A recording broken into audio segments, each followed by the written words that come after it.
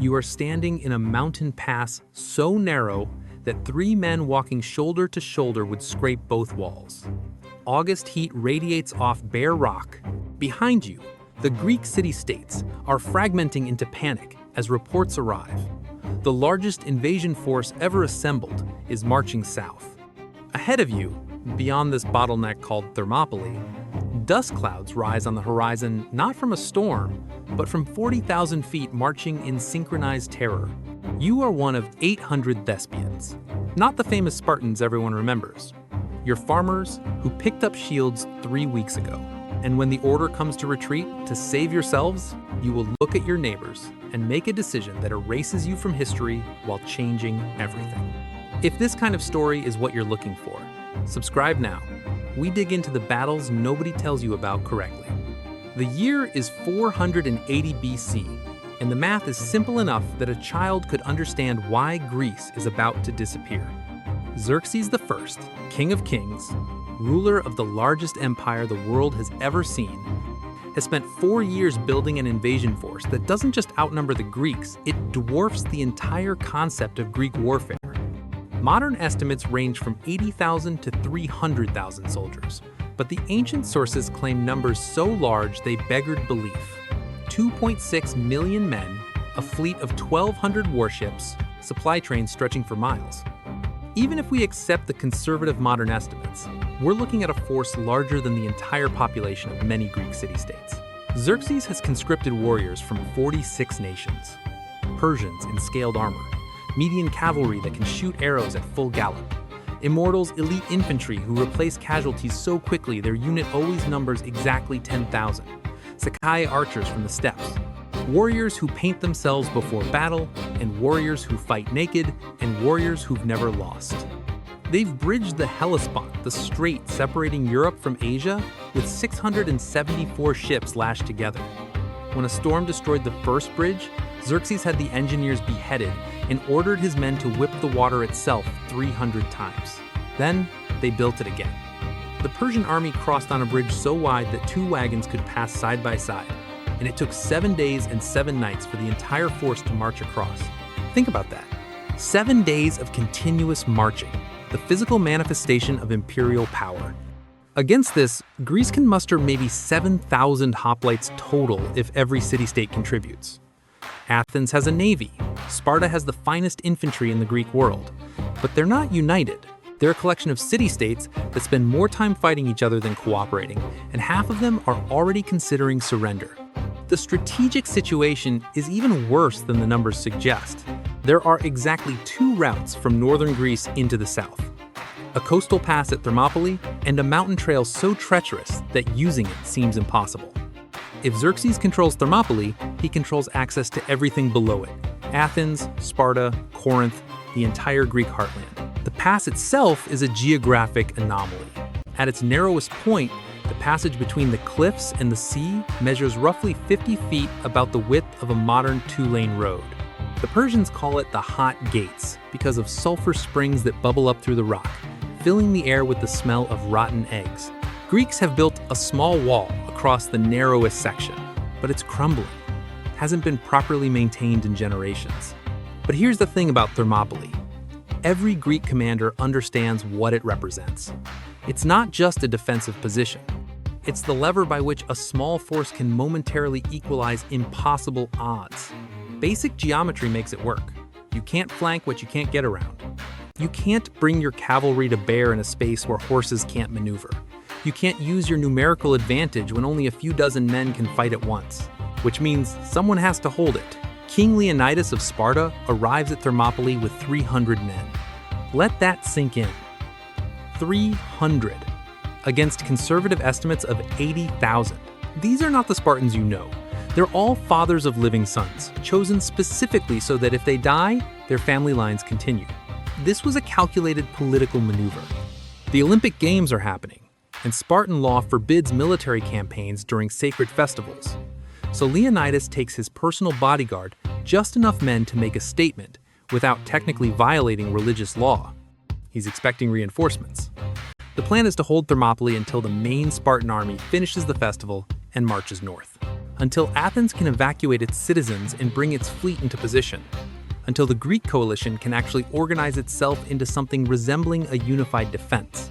Just hold the pass, buy time, maybe a few weeks. What Leonidas doesn't fully anticipate is who else will come.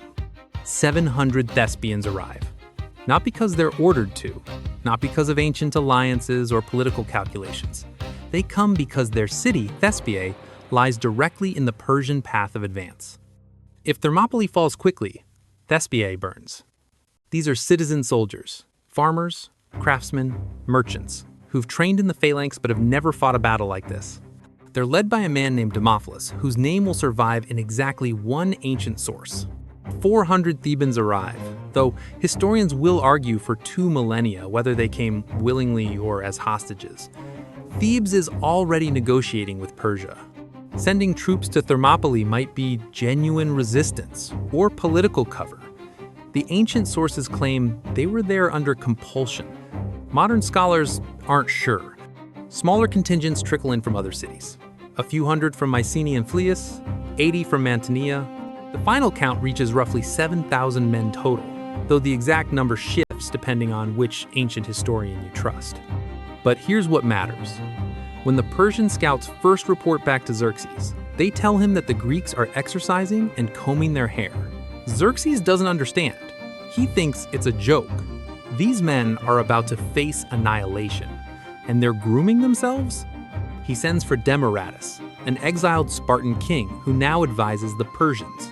Demaratus explains, they are preparing to kill and to die. This is their custom. Xerxes still doesn't believe it. He waits 4 days, assuming the Greeks will see sense and retreat. The idea that a force this small would stand and fight isn't just unlikely, it's tactically insane. There's no logical reason for them to be there. On the 5th day, Xerxes sends the Medes forward. The first assault begins at dawn, and within an hour, it becomes clear that everything Persia knows about warfare doesn't apply here. The Median troops advance in waves, confident and experienced. They've conquered nations. They're armed with short spears, wicker shields, and bows. Their tactics rely on mobility, archery, and overwhelming numbers. They approach the rebuilt Greek wall expecting token resistance before the inevitable collapse. Instead, they run into a wall of bronze and muscle that doesn't move. The Greek phalanx is 8 men deep. Each hoplite carries a shield, an aspis that weighs roughly 15 pounds and covers from neck to thigh. It's not just personal protection. The right half of each shield protects the man to your left, which means the entire formation interlocks into a nearly impenetrable barrier. Behind the shields, 8-foot spears called doru, thrusting forward in synchronized rhythm. The Persians can't get close. Their short spears can't reach past the Greek spear points. Their wicker shields can't stop the heavy bronze-tipped doru that punch through them like paper. When they try to press forward, they're funneled into a killing space so narrow that only a few dozen men can fight at once, exactly the number the Greeks can replace as men tire. What makes it worse? The Spartans fight in rotation. When the front rank begins to tire, they fall back, and fresh men move forward. The Persians are sending wave after wave of warriors who fight until they drop from exhaustion. And they're being replaced by Greeks, who are rested, organized, and fighting from behind a wall of shields that refuses to break. The geometry is brutal. The Persians can't flank, they can't surround, they can't bring cavalry into terrain that's too narrow and rocky for horses. Every advantage they possess, numbers, mobility, combined arms tactics, means nothing in a passage 50 feet wide. By midday, the ground in front of the Greek position is layered with Persian dead. Not scattered casualties, layered. Bodies piled on bodies, creating obstacles that the next wave has to climb over. The smell is immediate and overwhelming. Blood in August heat, opened bowels, the metallic tang of bronze and iron mixing with sulfur from the hot springs. Men vomit from the stench before they ever engage. And the Greeks hold. Xerxes watches from a vantage point and, according to Herodotus, leaps from his throne 3 times in anguish as he watches his forces shatter against the Greek line. He pulls the Medes back and sends in the Immortals. The Immortals are supposed to be the solution to every problem. They're elite Persian infantry, selected from the best families, equipped with superior weapons, trained to replace casualties so seamlessly that their unit always numbers exactly 10,000. Their name comes from this practice. They're immortal because the unit never diminishes. They've never failed. They march into Thermopylae in formation, disciplined and confident, and they hit the exact same wall. The fighting intensifies. These are professional soldiers, meeting professional soldiers, but the terrain still dictates everything. The Immortals are trained for open field combat, where their discipline and numbers create overwhelming pressure. Here, in a space where only the front rank matters, their training means less than the weight of the Greek shields and the length of the Greek spears. The Spartans, specifically, begin using a tactic that will be discussed in military academies for the next 2,500 years. They feign retreat. The front rank turns and runs as if broken. The Immortals surge forward, discipline fracturing as individual warriors see what looks like victory. They chase, and then the Spartans wheel, reform the phalanx in seconds, and crash into the now disorganized Persians like a bronze hammer. It's not desperation, it's tactical genius. The Spartans are using their cohesion as a weapon. They can break and reform because every man knows his place, trusts his training, moves in unconscious synchronization. The Persians, for all their skill, can't match that level of unit cohesion in broken terrain. The slaughter becomes mechanical. Thrust, step, recover. Thrust, step, recover. The rhythm of the phalanx reduces warfare to industrial efficiency. By sunset of the first day, the Immortals withdraw. They've achieved nothing except adding their own dead to the piles. Xerxes has lost thousands of men. The Greeks have held with minimal casualties. One day down. The question now is how many more days the math can hold. The second day is worse for Persia. Xerxes commits different units, trying to find some tactical approach that breaks the Greek formation. He sends Scythians, he sends Sacae archers, he sends light infantry to swarm and heavy infantry to crush. Nothing works. The pass is a meat grinder that consumes every advantage Persia possesses. The Thespians fight in the rotation alongside the Spartans. By now, they've learned the rhythm. They've seen what works. Shield to shield, spear forward, hold the line. Men who'd never killed another human being 3 days ago are now efficient at it. This is where the quiet courage becomes visible. The Spartans train from age 7 for this. They're conditioned to view death in battle as the highest honor. Their entire culture is built around martial excellence. The Thespians don't have that. They're citizens who've trained part-time in the phalanx as civic duty. This isn't their religion or their identity, it's just necessary. And they hold anyway. Ancient sources don't tell us much about individual Thespians. We don't get their names or their stories, except for their commander, Demophilus. We don't know which ones died on day 2 or how many were wounded.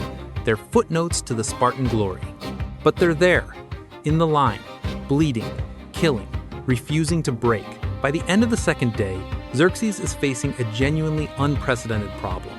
His army hasn't been stopped, it's been humiliated. Word is spreading through the camp. Morale is fracturing. The Greeks aren't supposed to be able to do this. The math says it's impossible. And then, on the evening of the second day, a local Greek named Ephialtes arrives at the Persian camp with information. There's a path, a mountain trail called Anopia that wraps around Thermopylae through the hills. It's treacherous, narrow, steep, barely maintained, but it's passable, and it leads behind the Greek position. Xerxes sends the Immortals that very night. The betrayal is discovered at dawn when a Greek scouting force stationed on the mountain path runs back to camp with the news: Persians are coming through the hills. Leonidas calls a council. The mathematics have changed. They can't defend Thermopylae if they're surrounded. The pass only works if the enemy is in front of you. Once the Persians get behind the Greek line, the geometric advantage collapses. It becomes a standard battle. And in a standard battle, 7,000 against 80,000 ends only one way. Most of the Allied contingents retreat immediately. This isn't cowardice, it's tactical sense. They came to hold a defensive position, and that position is now compromised. Staying means dying for no strategic gain. The Spartans will not leave, partly because Spartan law forbids retreat, partly because Leonidas understands that someone needs to slow the Persian advance long enough for the retreating Greeks to escape, partly because leaving would mean abandoning the entire reason they came. 700 Thespians refused to leave. This is the moment that history forgets, and that defines everything. No one orders them to stay. They're not Spartans bound by cultural laws about death before dishonor. They're not hostages or zealots. They're citizens who could walk away, save their lives, return to their families. The math is clear. Staying means dying, and their deaths won't change the outcome. Thermopylae will fall whether they're there or not. Demophilus, their commander, likely understands this. The ancient sources suggest he gives his men the choice: stay or go, live or die. They choose to stay. We don't know why with certainty. Maybe they believe their sacrifice will buy enough time for their families to evacuate Thespiae. Maybe they can't stomach the idea of the Spartans dying alone while they retreat. Maybe they've been fighting beside these men for 2 days and some bonds can't be explained logically. Or maybe they just look at each other and realize that there are moments when the right choice and the survivable choice aren't the same thing. 400 Thebans remain as well, though the ancient sources claim they're there unwillingly and will eventually surrender. Modern historians debate this. What's certain is that when the final stand begins, the Thebans are there. So the forces that remain: 300 Spartans, 700 Thespians, 400 Thebans. About 1,400 men total. They send the rest of the Greek army south and prepare to die. The final battle begins when the Greeks march forward, out from behind the defensive wall into open ground, where they can inflict maximum casualties before being overwhelmed. This is calculated. They're now attacking. The goal now is to kill as many Persians as possible and create such carnage that Xerxes' victory costs him dearly enough to slow the invasion. The Persians advance in massive waves, confident now that the outcome is inevitable. But the Greeks have abandoned caution. They fight with the frenzy of men who know they're dead already, which makes them more dangerous, not less. The Greeks draw their swords, a short xiphos blades, designed for close combat. When the swords break, they use shields as weapons, bashing and crushing. When shields shatter, they use fists, teeth, anything. Leonidas falls in the chaos. The ancient sources say he's killed early in the battle, and the fighting over his body becomes its own separate battle. The Persians want his corpse as a trophy. The Spartans refuse to let them have it. The body gets taken and retaken 4 times before the Greeks finally pull it back into their contracting defensive circle. By now, the immortals coming through the mountain path have reached the rear of the Greek position. The remaining defenders are surrounded, being compressed from 2 sides. They fall back to a small hill, the only elevated ground left, and form a final circle. This is where the spears run out, where shields are too broken to hold, where men fight with broken weapons and bare hands and desperate fury. The Persians stop trying to close in melee. They've learned that even dying Greeks are lethal. Instead, they stand back and shoot arrows. Thousands of arrows, a cloud of them blotting out the sun. There's a story, probably apocryphal but thematically perfect, that a Spartan named Dionysus was told by a local that Persian arrows would be so numerous they'd block out the sun. His response? Good, then we'll fight in the shade. The arrows fall like rain. The Greeks raise whatever shields remain and die standing. It doesn't take long. You can't fight arrows with swords.